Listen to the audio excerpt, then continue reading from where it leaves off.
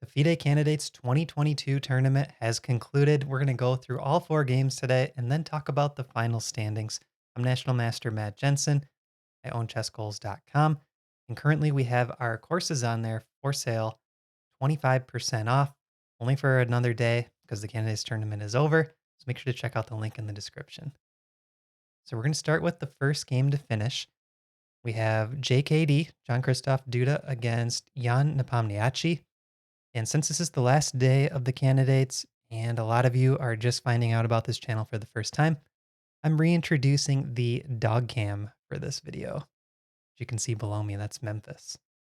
So in this game, we have king pawn opening e4, e5, and we see the Petrov. This is something that Jan Nepomniachtchi prepared for against Magnus Carlsen in the last World Championship match.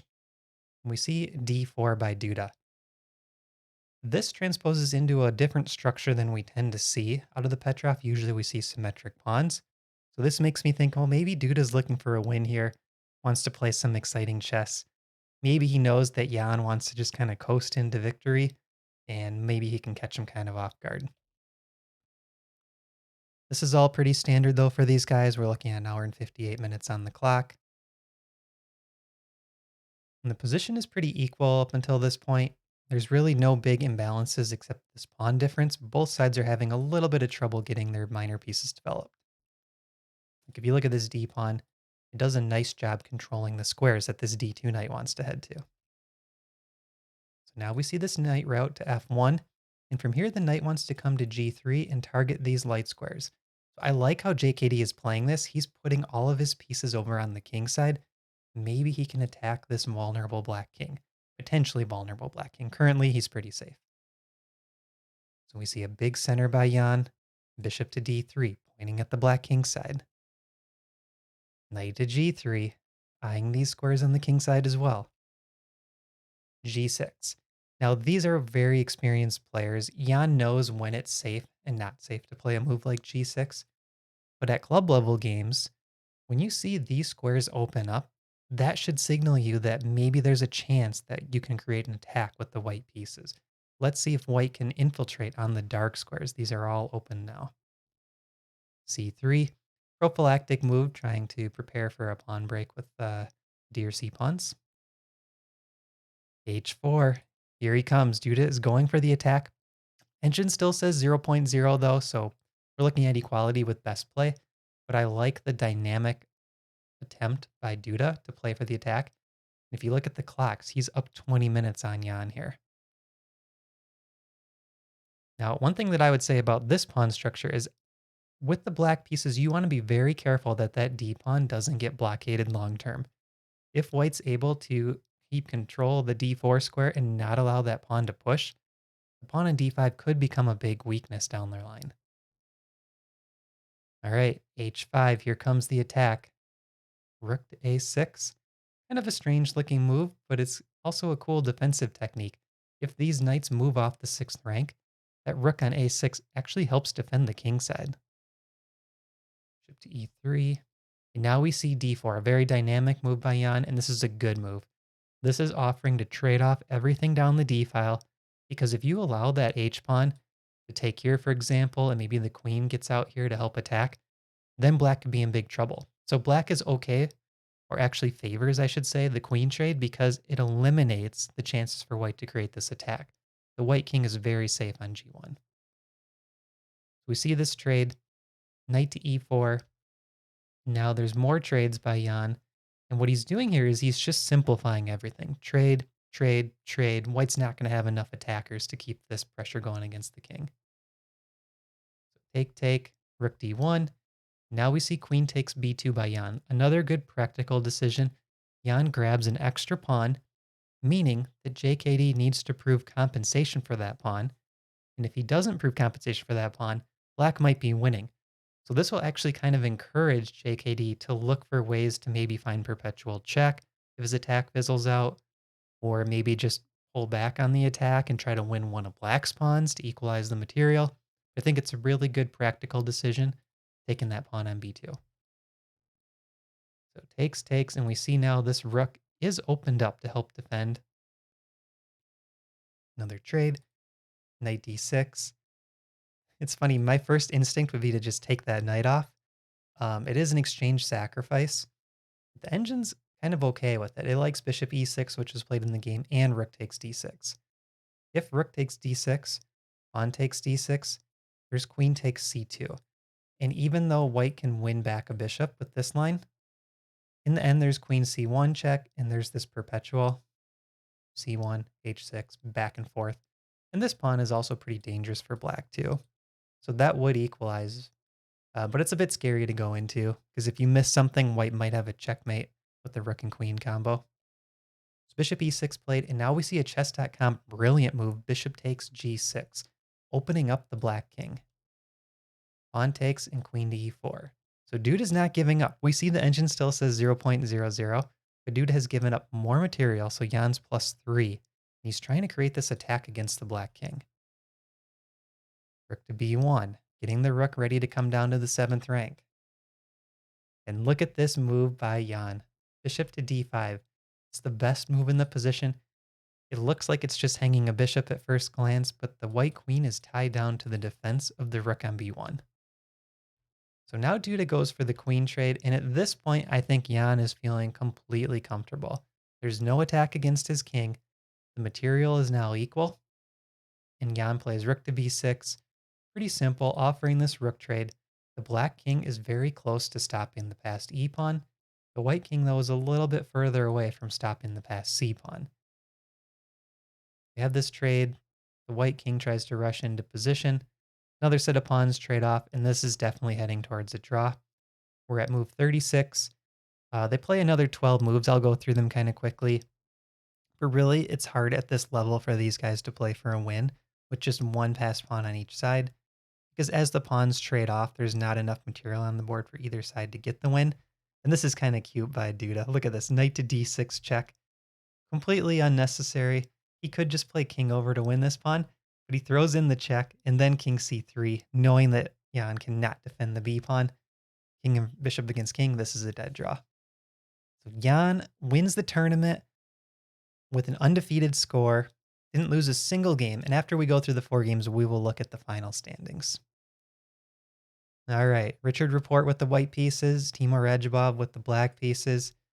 Timur has been on a bit of a tear going into this round, really looking to kind of save his tournament result.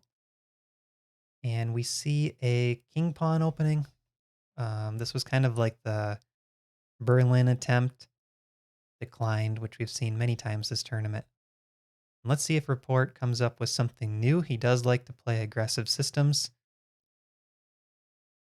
Knight to a5. I think we've seen this one before in this tournament even. Pawn to b3. Bishop to b2. So he's kind of playing for this long-term pressure. The knight's pressuring b7. I think Rapport kind of likes to play for the initiative in most cases. And even though he doesn't have an engine advantage all the time, he can apply pressure. In this position, though, the engine does favor white by quite a bit. It's a 0.8 advantage. So something went wrong for Radjabov. Going back a couple moves, right here, castling, the computer says is a mistake by about 0.9, and it's better to play b6 or b5. Okay, so can Rapport make anything of this advantage? Pawn to a4. He's got this flying V structure. Those pawns on light squares work really well with the bishop on the dark squares. Queen e2, connecting the rooks. Queen e3, maybe getting ready to come in, and then Radjabov plays queen to d8 to counter that. King f1. This is probably preparing g4 with a rook behind it. Get the king out of the way. Get ready to push for a kingside attack. Yep, here it comes, g4. I've become a huge fan of Richard Rapport in this event, and I think he's earned a lot of fans in the chess community because he's looking for interesting openings and dynamic play in almost every single game. He doesn't settle for a draw, and he's able to do it at a very high level. Whereas if you look at like Firouzja's tournament, Firouzja plays pretty enterprising chess, but he's just not had it work out for him. When he does press too hard to attack, it tends to kind of blow up in his face, and he gets really bad positions. Rapport, on the other hand, I think he's gained a lot of fans with this playing style. So after f takes g5, we do see a blunder here by Rapport. Knight takes g5 back. It's best to play pawn to h4. but he's blundering by sacrificing a piece. So he's playing exciting chess to lead to the blunder. Queen f6. Now we see 3 minor pieces for black, 2 for white. Can Rapport prove that he has compensation? Currently, he only has 1 pawn for that extra minor piece. And look at this move by Radjabov. Just textbook grandmaster play. They love putting the bishops on the back rank, especially to help defend things. That bishop right now looks like a terrible piece, but he's doing a great job proving that this material can lead to an advantage. Queen out to h4. Rook e6, and now it's Radjabov kind of playing for the initiative. He wants to swing this rook across, and the engine really didn't like knight to d2 by Rapport, so now the advantage is in black's favor. f4, rook g6, queen h3, keeps improving the position, swaps off a set of rooks, and then bishop out to h5, threatening bishop takes knight. Knight moves, and now queen to g4. So the cool thing with this is Radjabov was playing for the initiative, and you're kind of thinking, oh, kingside attack, white's got to defend.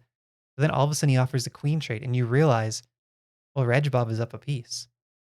He's up a piece for a couple pawns.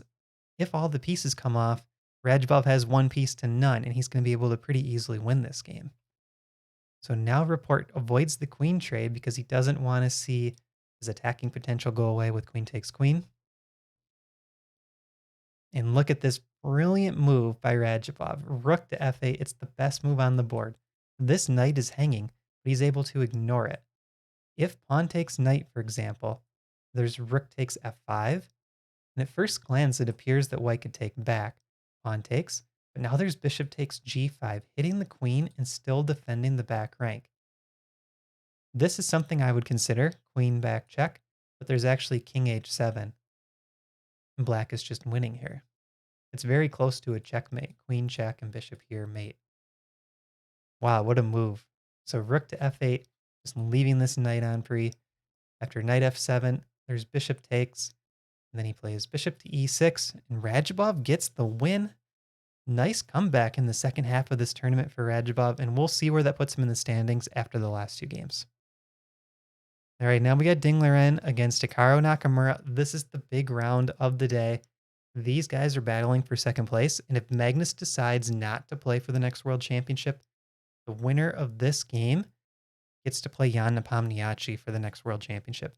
And if they draw, it goes to Hikaru because he's half a point ahead of Ding Liren. So we see d4 by Ding, and we get kind of this Queen's Gambit decline structure. This could head to a Catalan right here if g3 is played. But Ding Liren goes for a more classic setup. And what Hikaru is doing here with c5, he's playing sort of this Tarrasch position. He wants to swap all of these center pawns. If all 4 of these center pawns trade off, it's very, very close to equal, and it's extremely difficult for white to play for the win. So the engine's saying about 0.2 here. Real small advantage for white. And now d takes c. So the first set of pawns are traded off. What Hikaru would like now is for these 2 pawns to trade off and leave the pawn structure completely symmetric. What Ding would like, on the other hand, is he would like for Hikaru to take on d4, and he can take back with a pawn. He wants to give himself the isolated queen pawn, but he would have the extra pawn in the center. Out of these 4 squares, he would have the only pawn. And if that case were to occur, Ding could go for the attack and play for the initiative with that extra space of having the pawn on d4. Karu, though, plays a brilliant looking move. a6 says, I'm not going to take on d4. Go ahead and take me on c5 if you would like. Bishop d3 and now b5. Hikaru keeps declining this trade. And at this point, Ding pretty much has to take. Because now he's starting to think c4 could become a move with this b pawn up. So he grabs the pawn, and we get this completely symmetric pawn structure. b4 was the best move on the board. But really, how do you play for a win here? And even the commentators for chess.com were saying, like, this opening went perfectly for Hikaru. He's able to trade the set of pawns in the middle, get complete symmetry. I mean, there's not even really any differences in the minor pieces. And now trades start happening. This was kind of an interesting decision. Pawn to f5. It's aggressive, but it does maybe open up this light diagonal to the black king. But Hikaru has been showing that he likes to play these moves this tournament, opening up his king a little bit, playing aggressively. There's a cool stockfish idea here, knight to a5, offering the trade of these bishops. And really, white doesn't have anything better than trading them. And then the knight can try to head to c4. Um, or if the bishop, sorry, doesn't trade on b7, then the knight can head to c4. So it's kind of forcing white's hand into this trade. And then the dark bishops could be traded with bishop f6 next. So keep that one in mind. That was an idea for Hikaru that I think was a simpler way to trade off all the pieces and head towards a draw. Pawn to f5. We see this grandmaster move, and then a queen trade by Hikaru. But now look at the bishop on a2. Engine says 0.00. Hikaru finds the best defense, but something in my mind is thinking like, if I were playing the black pieces there, this would feel just a little bit uncomfortable having that bishop pointing across. And this bishop is also on a good diagonal. I can draw the arrow right. So both of these bishops pointing at the black king side and this knight lingering in the area, getting ready to potentially join in the attack. So even though it's 0.00, Hikaru has to play very defensively here and kind of watch all of the threats. H4 by Ding. Now let's see, is Ding able to create any additional pressure? He double attacks the E pawn. And Hikaru says, okay, that's fine. I'm going to just go for this trade. Engine is saying 0.0 right now. So these trade off. One thing that Ding has, though, is he has C-file control. Rook's doubled on C.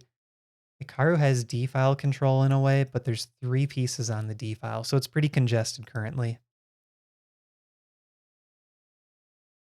H5, so that pawn was attacked. Instead of playing G3, he plays H5.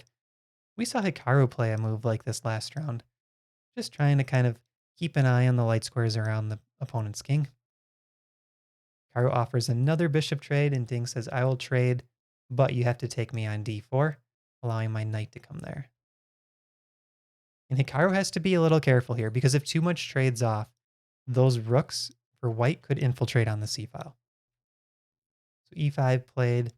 They don't have a trade of the bishops.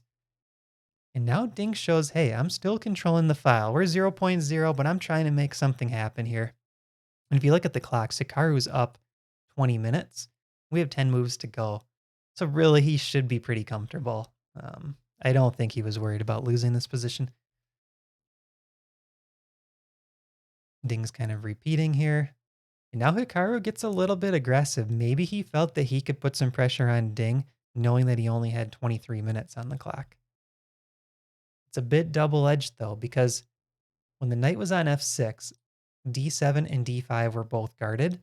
And if this bishop moves anywhere, the bishop for black could move to one of those squares, guarding d6 and d8.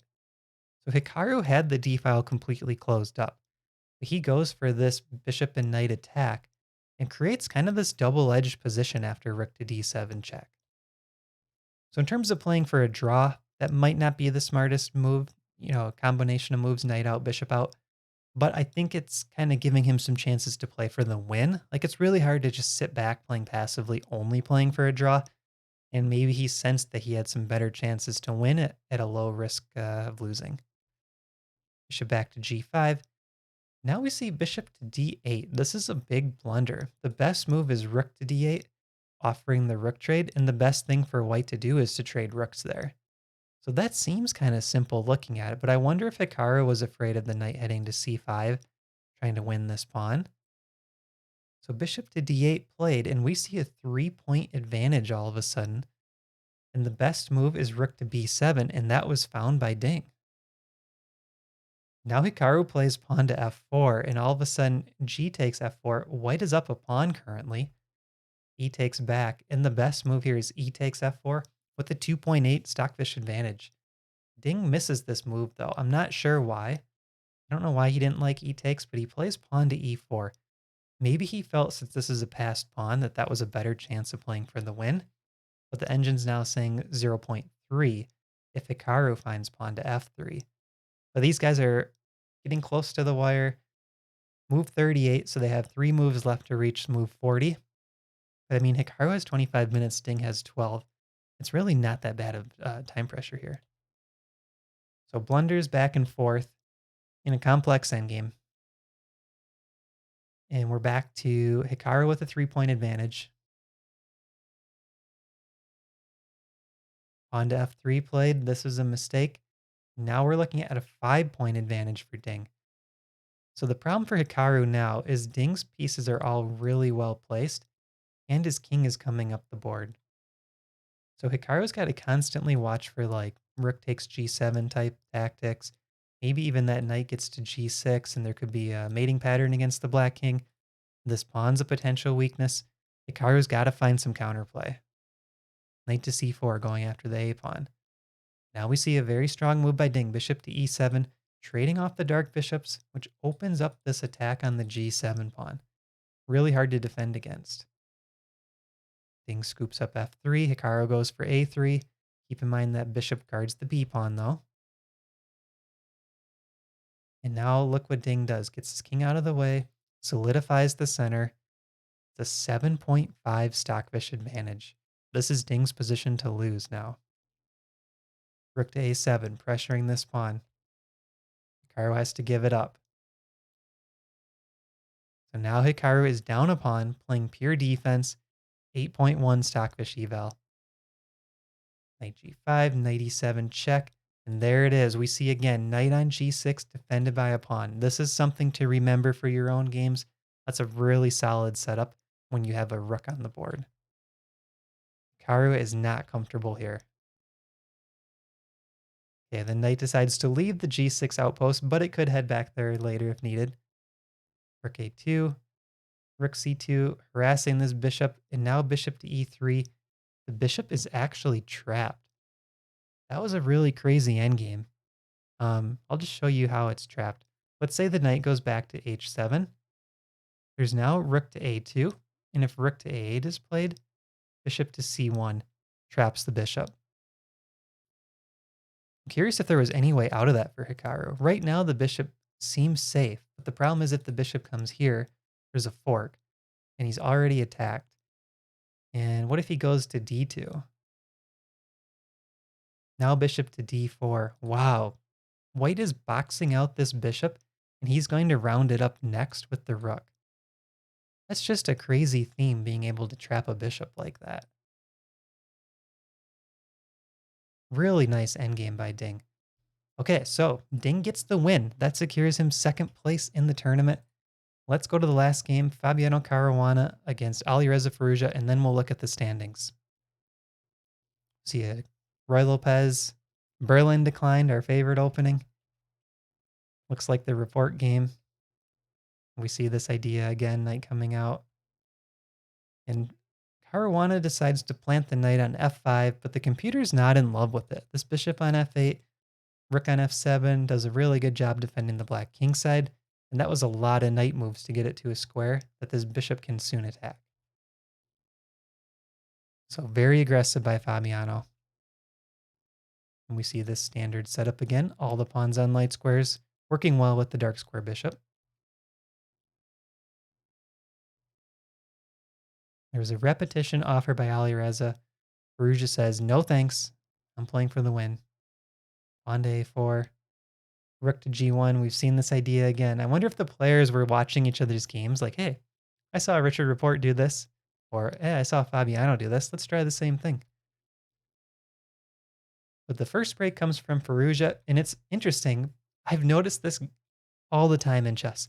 When one side goes for the f5 break, it always looks aggressive for black, but the computer almost never likes it. Like same thing in the King's Indian defense. A lot of lines f5, computer's like, no, that's a mistake. And same here. f5, it's saying, nope, that's a mistake. White should be able to just take this pawn, e takes f. And now it leaves black with an isolated pawn in the end. So these trades all happen. Isolated pawn for black. And Fabiano has full control of the square right in front of it. 3 pieces defend that square. See a knight plant there. Now this is kind of a classic good knight against bad bishop. Materials equal. Alireza's in a little bit of trouble here. And if you look at the clocks, 36 minutes each, and we have 17 moves to go. So a little over 2 minutes a move. Rook f1. Rook d1. We're looking at a 1-point advantage. g3 is a small mistake according to the computer. It is hard to figure out though, how do you make progress here as white? I think you want some trades in this position. But yeah, it's kind of like black has these free moves with the H pawn. What is white doing? White's a little bit tied down here. The computer was recommending like putting the rook on A1 or B1, which doesn't make any progress. Pawn to D4. So Fabiano trades off the weak pawn, but he knows he still has a knight versus bishop scenario where he can maybe prove that his knight is stronger still. Okay, look at this move by Alireza. H4. Playing very aggressively again, and we've talked about this earlier in this video. Sometimes when Alireza plays aggressive in this tournament, it has backfired against him. G takes H. Rook to F4. It's a good placement though, lining the rook up with all the white pieces. King H8. B5. Now we see a queen trade. This was an interesting decision by Fabiano. Offers the queen trade, but then in the end, there's this weak pawn on A4. And I don't know how closely Fabiano calculated this out because now all of a sudden the clocks are getting a bit low. So Fabiano used 4 minutes out of 10 on this queen trade offer. But that pawn is a big weakness, and all of a sudden now, for the first time in the game, Alireza is starting to build an advantage, 1.4 according to the computer. And Fabi loses the A pawn. So we've talked about this before. In endgames, the passed pawn is really crucial. Having the passed pawn can give you a big advantage if you can get that guy rolling down the board. So Fabi sacrifices the F pawn here to try to block rook takes H2. We get a swap of one set of rooks, but now Alireza is up a pawn, and it's a passed pawn, and now it's backed up by a rook with a bishop that can back up and cover the queening square. This looks like a potential loss for Fabiano, unless he can figure out some tricks here. Rook C4. That is one nice trick. If A4 is played, looks like a good move. This knight can move to C5, double attacking this pawn while attacking the bishop. So rook C4 actually prevents A4. And now he blockades it. So this is a good takeaway too. You always want to try to stop your opponent's passed pawns before they can cause you problems. Fabiano stops that pawn nice and early. So now both sides are trying to get their kings in the game. And this is a really nice endgame by Fabiano. He's put the pawn on C3, centralized his knight, centralized his king, blockaded the passed pawn. Alireza hasn't really done much in the meantime except get the king in the game. So Ali's kind of having trouble finding a way to make progress. And look at the eval bar, minus 0.4. Fabiano's getting very close to equality. Knight to B3, so now this pawn is double attacked and two pieces are tied down to the defense. This is just a master endgame technique by Fabiano. And now we see that bar goes close to equal. The best move here is rook to G4, leaving the defense of the A pawn. So let's see what happens if black were to push. Pawn to C4 check. Rook check. King has to go to the 7th rank. Takes with check. Knight to C1. While preparing knight to A2, and this pawn runs for Fabiano. So that's a 0.0 eval. Instead plays knight D2, still a 0.6 eval for black. So very slight advantage for Alireza.